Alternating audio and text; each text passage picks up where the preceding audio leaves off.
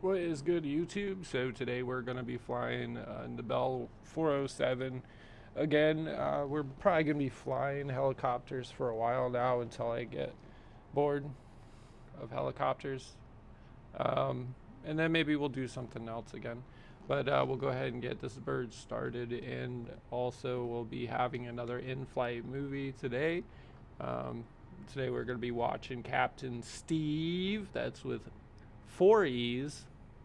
He has 414,000 subscribers. This particular video has 1.3 million views as of 7 months ago from today's date.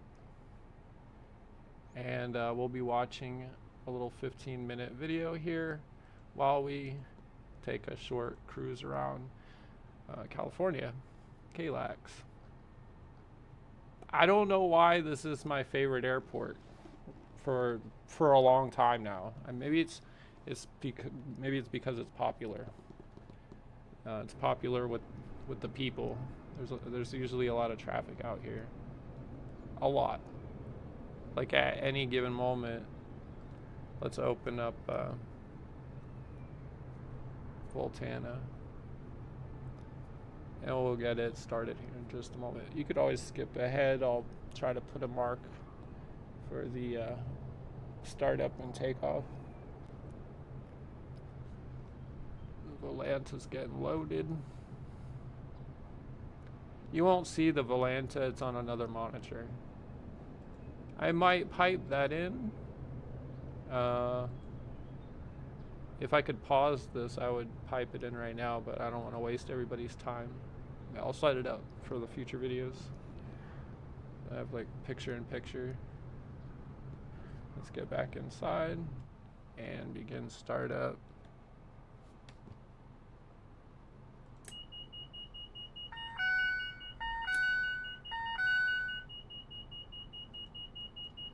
That's in up.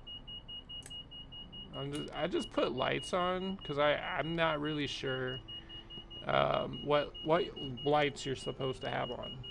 Definitely want the anti-collision light. Pretty sure. Hydraulic systems are on. The cabin lights. Actually, I don't really want cabin lights. I don't know how to change them. It like won't let me. It will not let me switch the cabin lights off. So they are permanently on. Air conditioning to make sure my pilot's comfortable. We'll turn heater off. It's not that cold. We don't need anti-ice. We don't need particle separation. Pilot heat. Well, maybe when we get in there, we'll see. Windshield defog is off. We don't need that today. Positioning lights are gonna be on. Let's see. That's in op. I wonder why that's in op. It's just a hard in op. Like you can't use it. Not allowed. It's forbidden. Let's put the fuel valve on. Looks like dash lights are working. Good.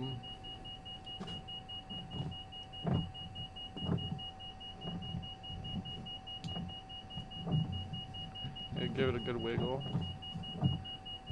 Like the stick works also. Pedals are there. Could be working. Let's go ahead and get ready to start it up. Go to idle. Oh, know where it snaps. There it snapped in. Turn lights on. Taxi lights on. Hold.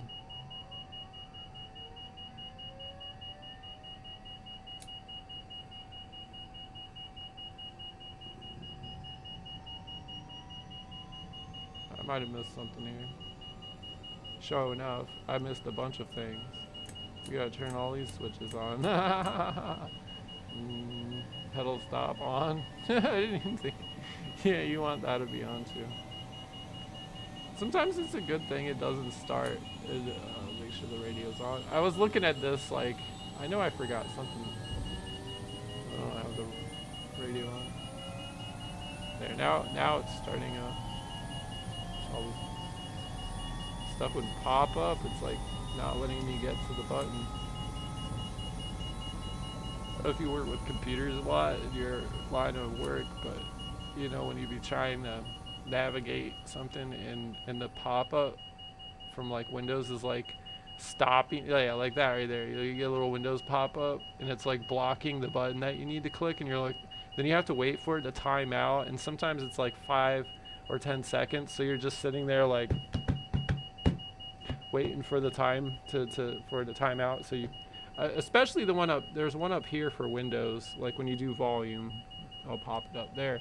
This one will come up sometimes while I'm working. Look how long this takes to go away. Ah, there we go. And if you go too early while it's graying out, it'll bring it back, and then you gotta wait again. I don't think we got to idle even. Start.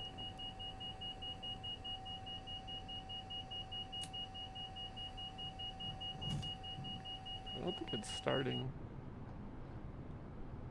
Or maybe it is. Maybe it is. Let's give it some throttle. It's so quiet. It's like whisper quiet. Until it gets some RPM. And then it's loud.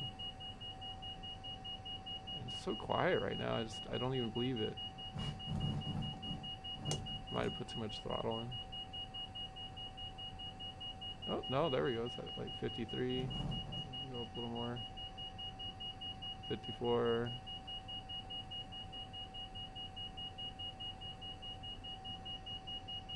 Just gonna fly.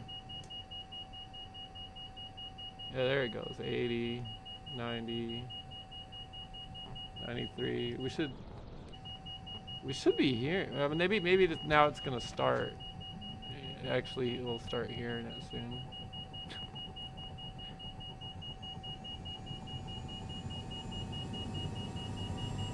There it goes. Now we're gonna hear the turbine.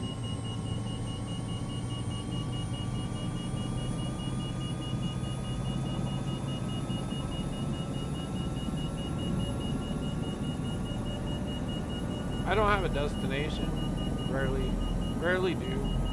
Unless it's the weekend and I know I have time, like hours. If I have a couple of hours, I'll set a destination. Because otherwise, if I don't get to my destination, I'm like, I failed the mission, the game.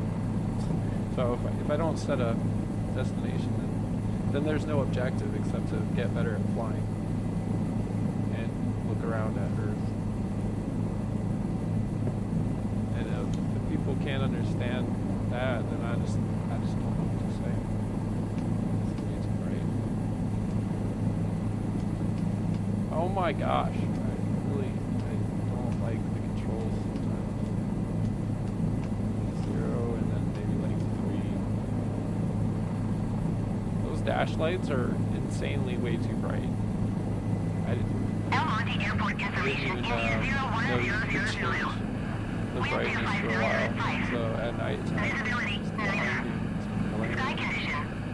you can't even read the numbers and stuff. Temperature 15. Dew point 13. Altimeter 29.92. Oh yeah, let's go ahead and start the video. Landing and departing runway 19er. I'm gonna try to do that without The direction of flight. All aircraft read back hold short instructions. Members of the aviation community are trained to be cool, calm, and collected. But even pilots have their breaking point. Let's take a look at a situation in San Francisco that led to a testy exchange. United 1390, going up to visual 2 left. United 1390, San Francisco Tower, wind 28018, runway 28 left, clear to land. Clear to land, 28 left, United 1390. Okay, so the players here are United 1390 and the tower at San Francisco. There's 2 parallel runways, the primary runways in San Francisco, 28 left and 28 right. And they'll line everybody up on those runways. Sometimes they're having people take off on 28 left and 28 right while they're landing people on 28 left and 28 right. It's a busy airport, and today is no exception. United 2626 at Foxtrot 2, runway 28 left, line up for the way traffic, 4 out, you're going to go right out. 5.28 left, United 26. So whenever you hear stuff like you're going to go right out, that's the same as be ready for an immediate, right? I'm going to put you in position, but I need you to keep moving, right? Don't take your extra time. On the runway, everybody's got a heads up that this guy wants to keep things moving. Objective 730 tower, plan on 28 left, hold short of 28 right. Hold short 28 right, we'll plan on 28 left, extension Turn 730. her down. Yeah, 5335, turn left, echo for me, no delay off traffic, waste in position to go. One guy off the For runway. 214, one more arrival departure, then we'll get you You going. got to take off, and United's coming in. It's crowded today. United 2626, be ready to go as soon as traffic clears downfield there. Traffic's going to be just inside of a 2-mile funnel, the way at 28019, runway 28 left, across speed, clear to take off. Okay, so the guy that's on the runway, he just cleared him to take off.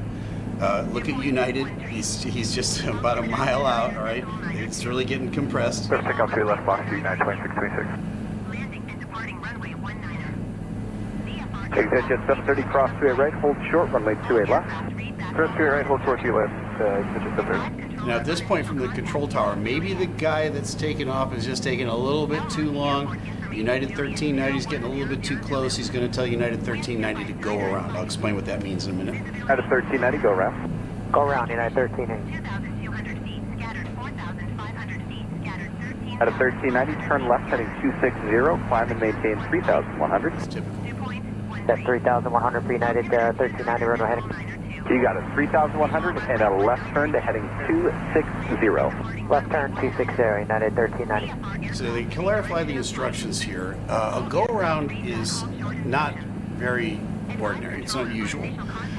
Usually they want you to land, and that's the goal here, but on occasion, things get too compressed, or the pilot may call a go-around because they're not lined up right, or they don't like something that they see, and they'll say, let's go around, and then they'll inform the tower. It goes the other way as well. Tower says, hey, just you're too tight. You know what? This guy's not off the runway yet. Go around. And so that sets a whole sequence of things into motion. The pilot hit the go-around button. The power will come up on the engines. The nose will pitch up. The co-pilot sets in an altitude. You got to raise the flaps. You got to raise the gear. There's lots of stuff going on in really rapid succession. Plus, you're talking to the tower to get instructions on where he wants you to go. So this guy said 3,100 feet, turn left to 260. All right, we're doing all that at the same time. We want to make sure we don't bust through that altitude of 3,100 feet. And United is going around. Tiger 1580, cross 28 left, ground point 8. Cross 28 left and ground point 8, Tower's still American, taking care of all the traffic. Out of 214, cross 28 left, ground point 8. Cross 28 left, ground point 8.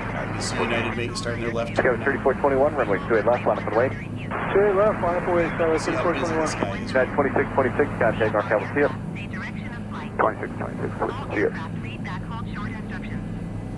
All right, what's he going to do with United here? United 1390, contact NorCal 135.1. 35.1, United 1390. So far, everything is just the way it's trained to go. Everybody's being professional. There's no, tensions here quite yet. It's going to ratchet up here in a minute. You're going to see a lot of frustration spill over because these guys are going to go all the way around, and they're going to do it again. So we'll put this into fast motion for you. United 1390, back with you on the visual for 28 left. Back with you. All right, that's a little indication to where United 1390 is. Here we are, second time around. Okay, right, that's a little heads up. Yep, here we go. Yeah, 1390, San Francisco, turn right, 28 left, clear land. Turn land 28 left, United 1390. Second verse, same as the first. They're lined up on 28 left and they've been cleared to land. Let's see how this goes. 1390, slow to final.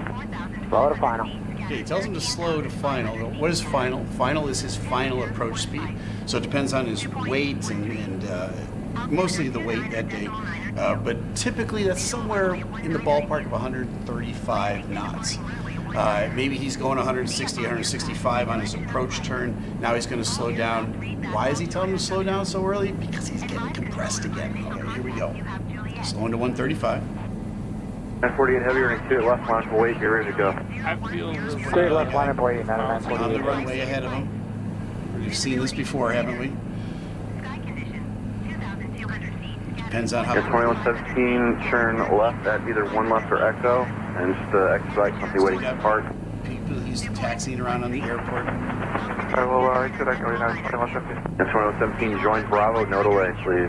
Coming on delay, United 2117. Right?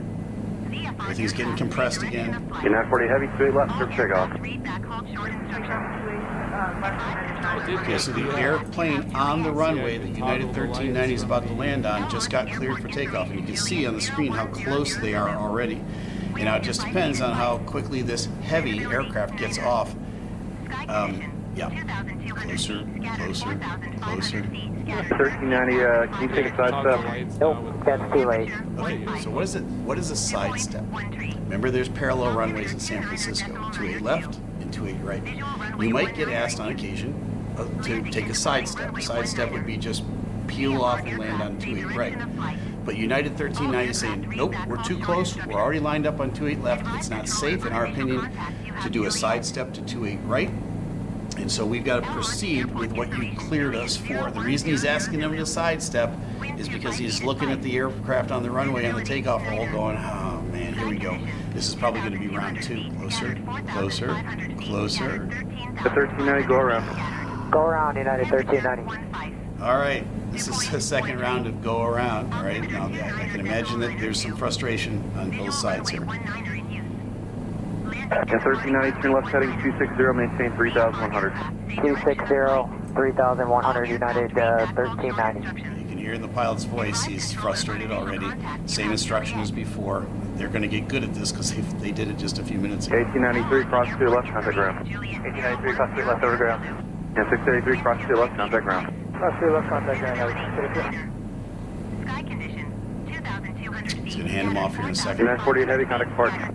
13,500 feet scattered. And 1390, contact NorCal 1351. 1390, you guys got to do better than this. That's twice. Okay, now this is where the frustration begins to bubble over. These guys are upset that they had to go around a second time, and quite honestly, for good reason. Now, you have to maintain your professional, calm, cool demeanor, even if it's the second time around. There's a place to handle this, but I understand this. It's understandable. You'd probably be the same way in the same situation. This guy says, hey, we got to do better right now. Do you need to say that? No, but he said it. So he's going to have a lot more to say here. All right, talk to NorCal about that. What's the freak? 1351. 35-1. Okay, so now the tower controller 35-1. gave him the frequency to talk to NorCal, which is Northern California departure, and talk to them about it as though it was their problem. And yeah, this is what's going to make things even worse. Okay. Here we go. NorCal United 1390, with you again on the mist. 2100 for 31. Again on the mist. Yeah, the 1390 NorCal departure, final maintain 5,000. 5000 United 1390. What's going on? That's twice. I'm not sure. This is unacceptable. Come on, well, let's not do this again. Okay, now Now the he's United just pilots, going you can too tell, far. he's kind of at the end of his rope here, and he really shouldn't be saying some of this stuff, but he does. And the NorCal departure controller is not the guy that set him up that way, and it's the tower that's the problem. So he's really venting on the wrong person, and that's something, that's just life. Well, sometimes we do that, like, well, Yeah, I was gonna say he's venting at the wrong guy, and then, but from his perspective, there's nobody else to yell at right this second. Like maybe he's gotta take a massive deuce or something, and he's been flying for like the last 10 hours. Or something. I don't know. He's just holding on till he gets home. And gets on the ground. And now he can't get on the ground. You know, they get exhausted too, I'm sure. vent on the wrong person because we don't have that other person in front of us. This happens. It's not the best way to handle this, but these guys are going to work it out before they're done. We don't work in the tower, sir. They told me to talk to you. He says, we don't work in the tower, sir. And the pilot says, they told me to talk to you. Well, yeah, he's not the problem. 1390, contact approach 135.65. 3565, United 1390. Hope to not talk to you again. Approach. Dialing in the new frequency to talk to NorCal United 1390, with you again on level 5000. 1390 during come approach. Information Delta is not correct. Reminds me of that. Central call 3001. Expect the visual approach from 28 right. Oh, now he's going to give him the visual approach to 28 right, not 28 left. So everybody got the memo. 28 left is a really busy runway. We probably should have given him that last time. We're going to give him the visual approach to 28 right. And I can virtually guarantee you, this time around, between approach control and the tower, they're going to clear everybody out of the way of United 1390 because they don't want to have a threefer here where they send these guys around a third time. Yeah. All right, 28 right now. Can we make sure we don't put anyone on the runway anymore? Yeah, 1390. We're wondering the same thing. We got a feed over here, and we'll make sure you land this time again. It's going to be a trail for 28 right, reducing now to 190. Low to 190, yeah, I'm definitely throwing a report for this. This is just unacceptable. Okay, and it is, they should file a report on this, and he's right, it is unacceptable. Whether you say that on the radio or not is debatable, but Because they're he's trying to run it frustrated, too you can high. tell that. And so Somebody's done they're going to handle this in official ways, which they will. That's the only way that's going to improve things. Yelling at people really doesn't make any things better. But they're coming around here again for the third, and everybody's, you tell, has got them. And 1390, we are in 100% agreement with you. Sorry for it. We're 100% in agreement with you. Sorry for it, right? And maybe these guys, approach control is a little frustrated with what's been going on. Thanks. I know it's not your fault, but unfortunately you're the only one I got to vent to, but he told me to talk to you guys. That's the funny part. Okay, so now you can tell he's lightening up a little bit. Like, yeah, I know, I'm sorry, you guys are the only guys I have to talk to, and everybody's lightening up. And as long as the pilot feels like, hey, these guys hear me, right? People just want to be heard, especially in a situation like this. That's great. Currently, aircraft on the ground have priority over aircraft in the air. And that's true. What he just told me, aircraft on the ground have priority over aircraft in the air. So once you get cleared into what's called line up and wait on the runway for takeoff, and then they clear you for takeoff, the runway is yours. It belongs to you. The aircraft behind you that's been cleared to land, it's not theirs. They can always go around. So who knows how long it took that one aircraft to take off? Apparently it was too long. That's not their fault. They own the runway until they lift off, and then you can clear the airplane behind you for landing. Obviously it got too compressed. The controller calls a second go around. Everybody gets frustrated. Everything gets official, and this guy's finally relaxing. Sadly. Or they just couldn't wait. United 1390 again, just for information, we've had issues with the tower here for a while as far as somebody's go around, things like that. But So he shares with him his frustration with the tower. Probably shouldn't, but everybody's talking frankly at this point. I think it's warranted for an official report, because we're hearing now that they're trying to blame us for I don't know what was wrong with what we did. Okay, so one of the things that's true in life is the finger pointing, blame assessing part, and people will be prone to do that, even in aviation.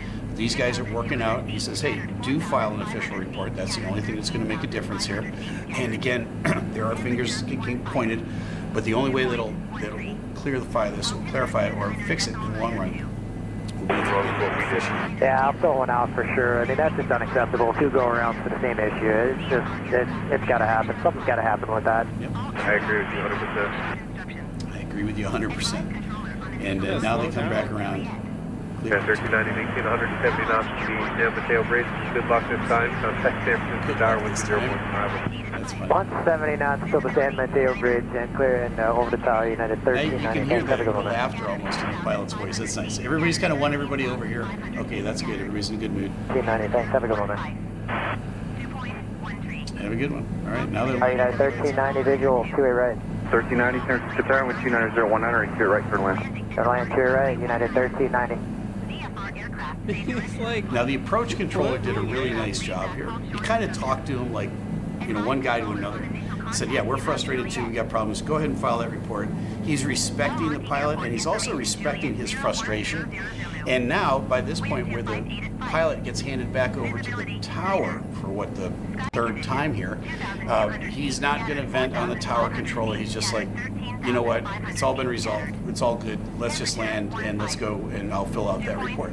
So this is a really nice outcome on something that's kind of unusual. It's not ordinary to go around once, and it's definitely not ordinary to go around twice.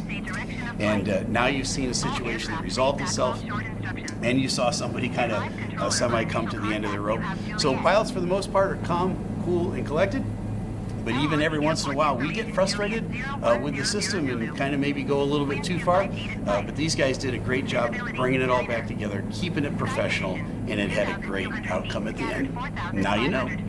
I'm Captain Steve. Like say, so you go around once, you go around twice. Come on, let's bring it in for a landing. Let's hit that subscribe button this time. You'll become Captain Steve's new best friend. Landing and departing runway 19er. All right, VFR Captain aircraft Steve. say direction of flight. All aircraft read back halt short instructions. Advise controller on initial contact you have Juliet. El Monte Airport information Juliet Let's see, 0100 Zulu. there's some other pilot I watch on here. Visibility 9er.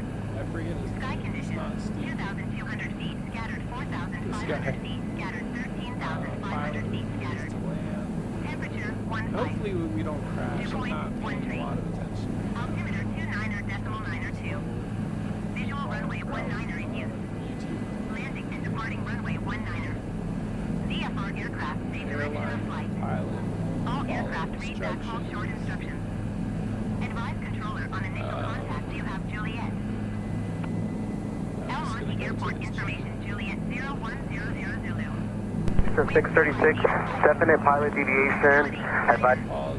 This is 74 2,200 here. feet scattered 4,500 feet He scattered has 1.39 million subscribers.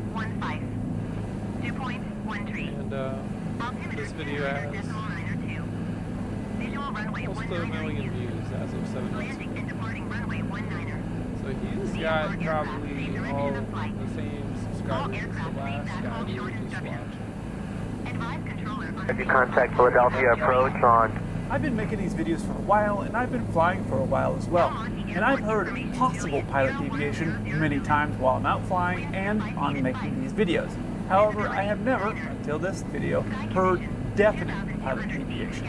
And it's a little bit strange, but you're going to understand why this controller said it. But first I need to explain this.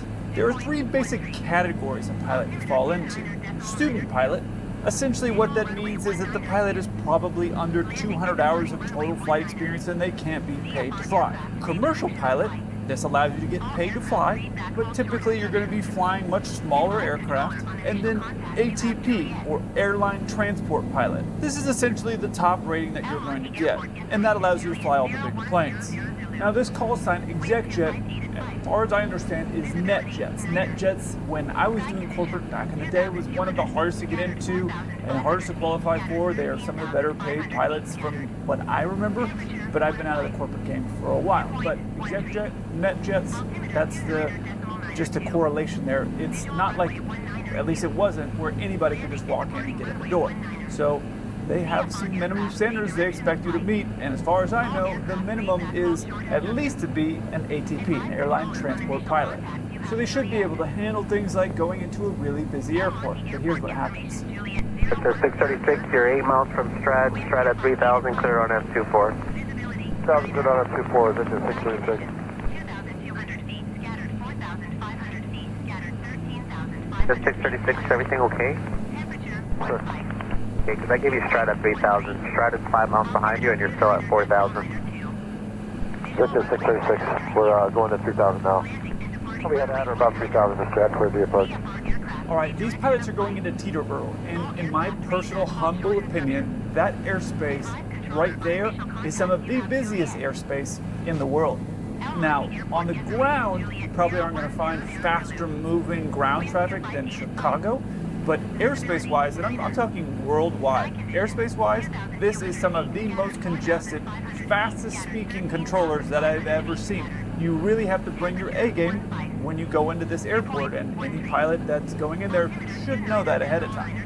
Because in this very small space, you have these major airports, JFK, LaGuardia, and Newark, which are handling most of the commercial traffic that's going into the area. But then right here, you have Teterboro, handling a lot of the private jets that are also coming in. So the controllers have to juggle a lot.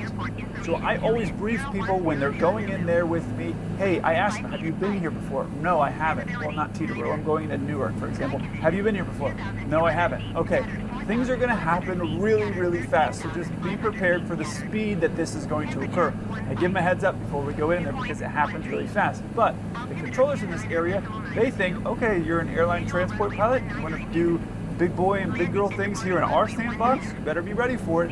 They have an expectation that you're going to be on top of your game when you come in here. And part of being on top of your game is reading full readback clearances. Like here, he forgot to read crossing Strat 3000. Listen. Victor 636, you're 8 miles from Strat at 3000, clear on F24. Clear on F24, Victor 636. Thing is when you go into some of these busier airports like this and you're working in this type of airspace, the controllers give you a little bit of leeway because they expect that, hey, this person's an ATP, they're flying a commercial aircraft, they're going to be doing the things that they know that we need to do. There's a certain level of comfort that they have with us. Now, if this was, let's say, a new student pilot, and they said something like that, like didn't say Strat 3000, they just read the call sign, they'd be like, no, confirm Strat 3000 and the rest of it. They would be more on you like that. Sometimes it gets a little bit lax when you're getting into some of these busier airports where things are really busy like this. They just expect, okay, this person's going to do this thing, obviously. This is the approach they're doing. It's into runway 24 into Teterboro. As you can see, Strat doesn't have an actual hard crossing altitude like you'll see on some arrivals. But essentially, they're going to follow this path, and that will get them lined up for the runway and keep them out of any of the bad airspace. Now, personally, I think it was pretty clear when he said cross Strat at 3. That seemed pretty clear to me what was being instructed. The pilot didn't read it back, and so now you're going to see how this all starts to break down. Say again? Just 636, you heard at or above 3000, perfectly plus your Strat. Okay, just at least if you get to, when you get to Wheezy, make sure you're at 2 there, alright? Wheezy 2 is at 636. Thanks.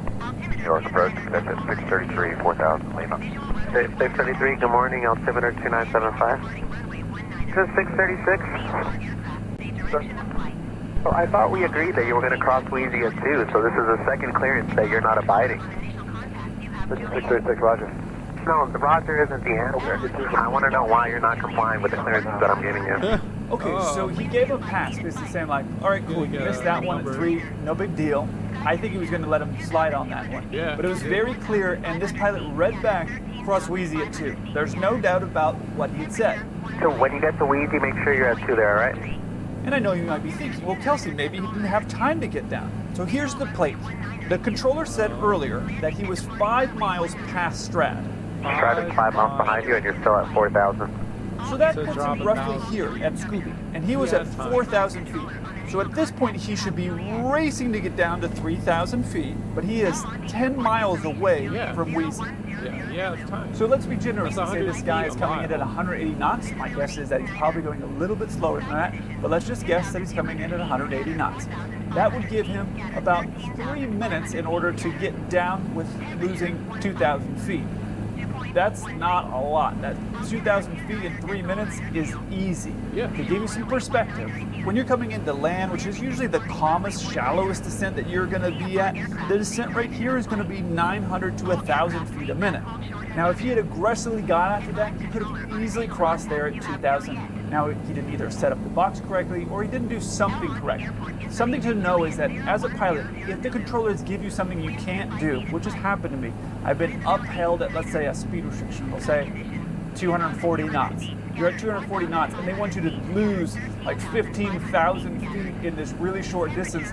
Don't go fast, but you got to lose all this altitude that you have to lose for some crossing restrictions. If they give that to you, and I look in the computer and I go, there's no way that that's going to happen, you can always, as a pilot, read back and say, unable Wheezy at 2. That wouldn't be applicable here because it seems like he was impossible able, that you could yeah. lose 2,000 feet or less in 3 minutes. But I'm just saying, this pilot had that option to always say unable to do that. So now the controller can make other arrangements. You can't just not do it and then get to that thing and be like, cool, didn't quite make it. No, you have to have the communication with the controller so they know what's going on, so they can make other arrangements to handle whatever it is that they need to handle, whatever person that's taking off or whatever airspace or whatever magical stuff that's happening over there in the ATC control room. that they're able to make arrangements for that, so you have to tell them. Also, I left in this clip here of the other exec jet 633, checking in for a reason. New York approach, that's at 633, 4000, Lima. Because that does add to the confusion. When I'm flying, there are a lot of different call signs that I fly at my airline because of the diverse type of flying that I do. And with those different call signs, if you hear someone with a similar call sign to you, sometimes the controller will say, let's just, for example, say it's Boeing. And they go, hey, Boeing 123, similar call sign, Boeing 234 on frequency. So they'll sometimes say that. The controller didn't say that here. But even if they don't say that, when I hear that other Boeing 234 check-in, I go, oh, I really need to pay attention here. Because that means that I might take the instructions given to my buddies in the other plane and I might do them myself.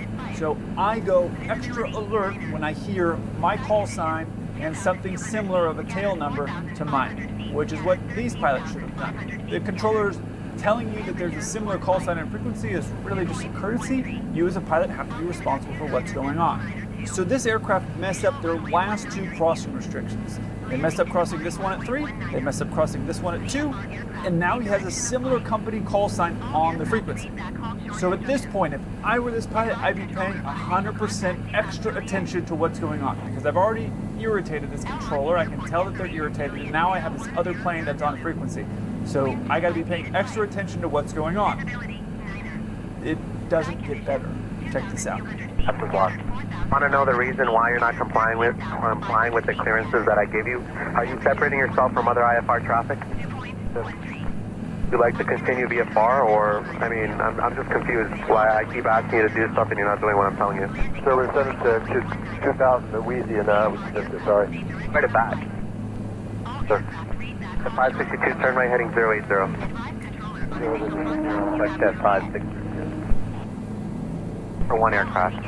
Now this is just my own personal opinion, but the on-air reprimanding is not helping anybody. This pilot is clearly behind the aircraft or overloaded with something, or something's going on that is preventing him from safely doing the things that he's giving instructions to do from this controller. But the on-air naughty isn't going to help anything, it's only just going to jam up the airway. So I've heard controllers do this sometimes, and that's not really their place, in my opinion. That's not their place to start doing on-air reprimands. I think it's really unprofessional, if you want my honest opinion on it. Now, I normally trim out a lot of the other radio calls just to make this story coherent, but you notice that I let this call in from FlexJet. The 562, turn right heading 080. And you probably noticed that after FlexJet replied, they were getting stepped on, meaning two different people were talking at the same time, and this is what that sounded like. 000, FlexJet 562. And that is why the controller came back and said this. For one aircraft. You want to guess who it was that was stepping on FlexJet when they were replying? I'll give you one guess. But before I do, let me show you this. Looking at this approach plate, he's already passed Wheezy. So he's probably in this point right here, about to turn to a heading of 223 and heading right towards the airport. So a heading of 080 would take him off of this and basically going the opposite direction, which would also put him into all the airspace of the LaGuardia traffic that's going in. So it would make no sense at all for them to be turning that direction. But the problem is when you get rattled, and this controller is not helping that situation at all, but when you get rattled and overloaded, you start to have your brain not function very well. And when your brain's not functioning very well, you start doing things that under normal circumstances you would never do. And that is what is happening here. Watch this. Heading again, position 680, 636. Said 633, just here, current heading, maintain 3000. 636, we're going left turn to 080, correct? Ooh, no, you're on the approach. 636, you're supposed to be at 2000, you're cleared the approach, you're already not doing anything that I told you to do, and you're not descending. Like, I'm just confused. Do you want to continue going to Teterboro? What would you like to do? Descending now for Teterboro, 636, sorry. 636, let me know when you're ready to copy a phone number. Oh, there it is. Sir, 636, definite pilot deviation. Advise you contact Philadelphia approach on 215-492. Thanks. See you back. 15492. 636, call Peterborough Tower, 100.5. Goodbye, yeah. Now, first thing, I would hope that if I was this pilot, that I would have done it a little bit differently here. When that controller calls and says, hey, I have a phone number for you to copy, I would have said like, no, I'll get it from you on the ground, is what I hope I would say, because this is one of the highest, most intense workload times for a pilot. He's already Take not off and landing. That's what we're all there. There. And during that time, you need to be focused 100% on what it is that you're doing. Like, take a what you photograph. shouldn't be focused on is writing down So phone you can numbers, stress them out not some from more. anybody, not from flight attendants, can make them not more from air stressed traffic out. control. Sorry, I think the controller is actually out of line shaking the here stick. for this pilot who's barely able to hold on to what's going on, is not sure you'd wanna not do following that. the radio calls very well, isn't hitting the crossing restrictions, to now dump this like, I got a phone number for you. No, you should have called over to Teterboro Tower and said, hey, once this plane gets on the ground and off of the runway and away from everybody, then give him this phone number to call us. That would have been the right thing to do, because this guy's already behind and now he's taking out a pen, writing down a phone number when he should be focused on landing the Flying, aircraft. yeah, So I think this was landing. really a huge mistake on the fact of the controller making this pilot do it at this particular time. Now, up in cruise Yeah. or other times of the flight, okay, cool, no big deal, but not right as you're getting ready to land when you're already having a hard time managing the workload. I think that that's dumb. The thing that's interesting is this controller initially started off with a lot of care and concern when he says this, The 636, everything okay? which That I was- really yeah, that liked, because he was seemed saying like, hey, legitimate, you missed but that, is everything okay? Which gives the pilot kind of a chance to say like, hey, I'm up here by myself, or my FO is distracted, or whatever it is, to say, hey, I'm a little bit behind on the aircraft, or whatever the situation is. He doesn't say any of that stuff, but initially the controller gave him some care and concern, which is what, when you as a pilot are messing up, the controller should be doing. There should be, it's a team. Yeah, it not should a be. not a parent-child relationship. It should be like, you know, the ATC should be acting more like how you would expect an emergency dispatch to, like I'm trying to think of the right words. You know, like the way that they would be talking and reacting to the pilot. Because the pilot is I know the ATC is high stress also, it's like most high stress, but the pilot, you know, ultimately is responsible for getting the bird on the ground safely and, you know, making sure everybody gets to their destination alive, right? You know, so this pilot is obviously behind on the aircraft. And from the first, are you okay, to the second one, there was like an immediate, like at that time, you know, maybe it'd be like, hey man, are you behind on the aircraft or something? Like, what's going on? Like with more actual real concern. Now he's like being snotty with them and, you know, short-tempered and giving you a number, and, you know, while he's already distracted. Because that's going to help the souls on board get home safely. You see where I'm going with that? And, you know, and it's really, like he's saying, it's a team. So the ATC's not helping those souls get to the ground safely. So he needs to take a number down, in my opinion. Like, it's kind of like customer service, except you're dealing with, you know, human lives, human souls. Right? Right? So this was initially, I thought, okay, great. Then he kept making mistakes, and I understand the irritation from the controller, because I would feel the exact same way. Like, dude, now you're playing here in our sandbox, and clearly you should be out somewhere where Yeah, there's he's not no ready, other planes but around, let's not and things kill are moving a everyone. lot slower. I understand the irritation, however, not professional. And he starts being really rude to him here. No, the Roger isn't the answer. I want to know why you're not complying with the clearances that I'm giving you. This pilot clearly now needs he's to have a that's chat a lot of with air stress traffic onto the control pilot and now. probably Like, the just FAA about how this all happened. So I understand the controller wanted to talk to that pilot. 100% agree.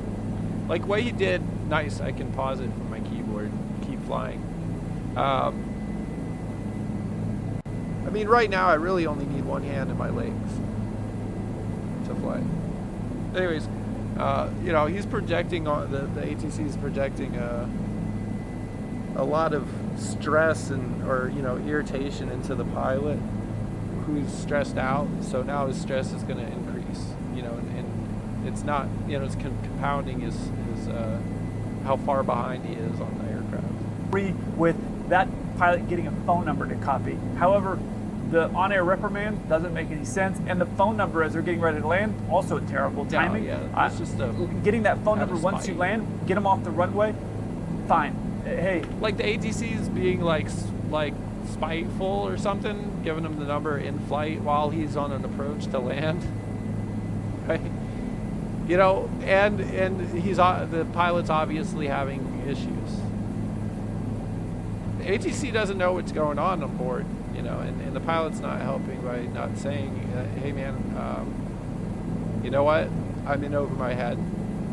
I might be, but he probably doesn't want to say that. You know, the pilot doesn't want to say that. But that's what's happening. And the ATC is like stirring it up, like agitating, like, you know, adding fuel to that. let the ground controller say, hey, possible pilot deviation, here's a phone number, Pennsylvania or whatever, Philly wants to talk to you. So that would have been the right time to do that. Loading him up here? No. Because he did miss the altitude at Strad, he missed the altitude at Wheezy, and he took someone else's call, which would have him doing a full 180-degree turn going into very bad airspace for him. The pilot knew once he missed that second one that he was probably in trouble. This controller's voice let him know, hey, this is not what we signed up for. However, giving him that phone number is going to rattle him even more at a stage where the pilot needs to focus on the safety. It's like getting rid up at your so job. It was really poor judgment on his part. The pilot made a lot of mistakes, a lot. What I would consider from a pilot of this level of experience, hard to justify. Like, okay, the first one you missed, okay. You know, if I make a mistake, which believe me has happened plenty of times, there could be like I'm now extra alert of everything else that's going on. So he missed the second one, and then he missed the radio call, and that is clogging up the airways in really busy airspace. So clearly the pilot knows, hey, I really messed this thing up, and I don't think if the FAA was talking to him about this, he'd be like, no, I didn't make any mistakes. I think he knows that he made the mistakes. This controller, I think, is making worse errors in the sense of he's jamming up the airways, he's berating him in a way that's going to make him more uncomfortable with what's going on and is really less professional. This pilot is trying to do the right thing, like but that's either lacks the ability or something to successfully get it done. The controller is actually making an effort to make things worse as this video gets later and later, in my opinion. I look forward to hearing from you. Until then, keep the blue side up. All right, I think I'm going to call it, and we'll stop here, and we'll just find somewhere to land. I'm not going to run another video today.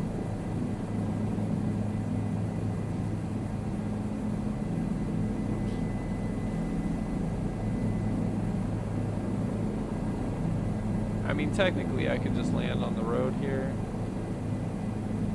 because I mean, we could, but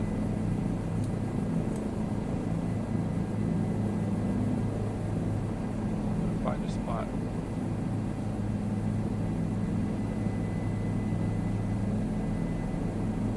I don't know what the train looks like in the daytime. I don't know where we are. We'll look before I end the video. We'll see where we ended up. I'm not going to go all the way to that airport. That's for sure.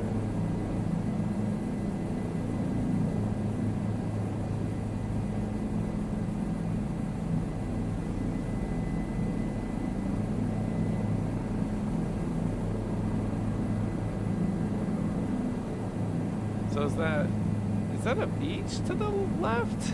Yeah, it's gotta be, yeah. This is a beach. Alright, we're gonna land on the beach.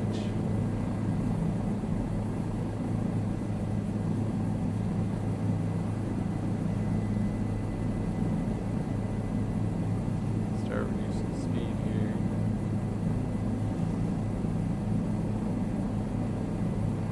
We'll land on the beach. Camera zoomed in. I don't like that. Need more. Oh, and I accidentally pushed on collective.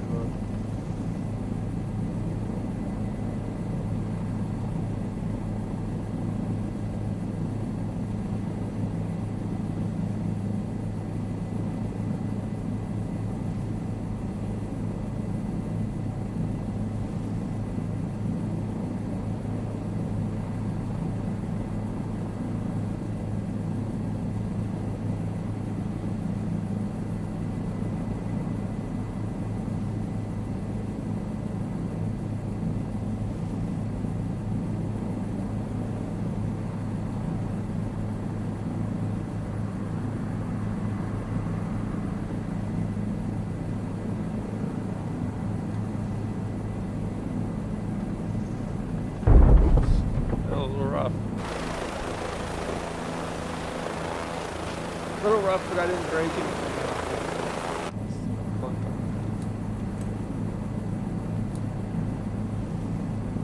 Well, y'all have a good one.